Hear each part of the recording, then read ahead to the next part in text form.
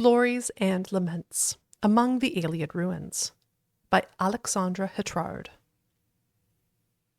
Having arrived at Gottlesfont Priory, halfway on the Gold Road between Skingrad and the Imperial City, I resolved to make a side trip to view the magnificent ruins of Seatatar, or Shadow of the Fatherwoods in the ancient Aloud tongue. After many hours of difficult travel through tangled hawthorn hells and limberlosts, I was suddenly struck dumb by the aspect of 5 pure white columns rising from a jade-green mound of vines to perfect V-shaped arches and graceful capitals towering above the verdant forest growth. This spectacle caused me to meditate on the lost glories of the past and the melancholy fate of high civilizations, now poking like splinter shards of bone from the green-grown tumulus of time-swept obscurity. Within the forest tangle, I discovered an entrance leading down into the central dome of a great underground edifice, once dedicated to Magnus, the god of sight, light, and insight. Dimly lit by the faded power of its magical pools, the shattered white walls of the enclosure shimmered with a cold blue light. The marble benches of the central plaza faced out across the surrounding waters to tall columns and sharp arches supporting the high dome. From the central island, stately bridges spanned the still pools to narrow walkways behind the columns, with broad vaulted avenues and limpid canals leading away through ever-deepening gloom into darkness. Reflected in the pools were the tumbled columns, collapsed walls, and riotous root and vine growth thriving in the dark half-light of the magical fountains.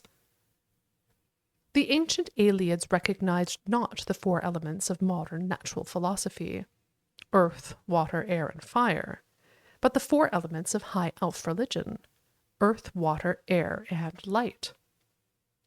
The Aloids considered fire to be but a weak and corrupt form of light, which Aloud philosophers identified with primary magical principles.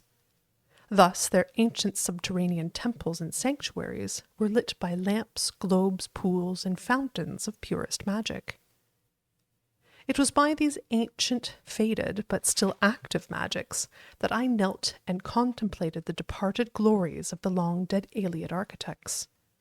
Gazing through the glass-smooth reflections of the surrounding pools, I could see, deep below, the slow pulse, the waxing and waning of the welkin stones.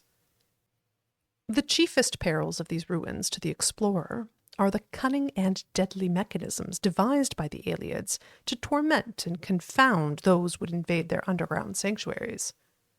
What irony that after these many years these devices should still stand vigilant against those who would admire the works of the Aloids.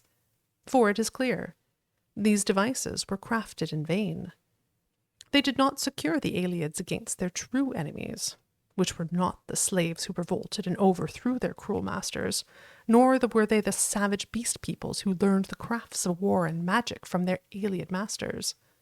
No, it was the arrogant pride of their achievements, their smug self-assurance that their empire would last forever, that doomed them to fail and fade into obscurity.